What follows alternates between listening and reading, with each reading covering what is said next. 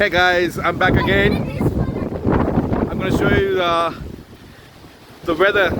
It's really bad, and the hailstorm and that country. Oh my God, it's completely covered by the rain, and it feels really bad for the people who are driving right now, and then there's the guys who are walking as well. Oh my God. Okay, so oh boy.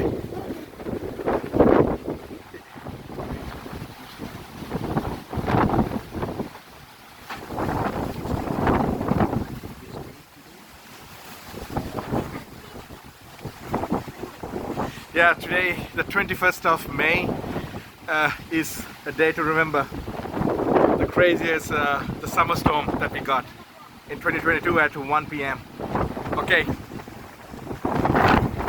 Oh boy. This is bad. That's all I can say. This is bad. And people who really like the Stranger Things, well, if you can't take this, you can take Stranger Things as well.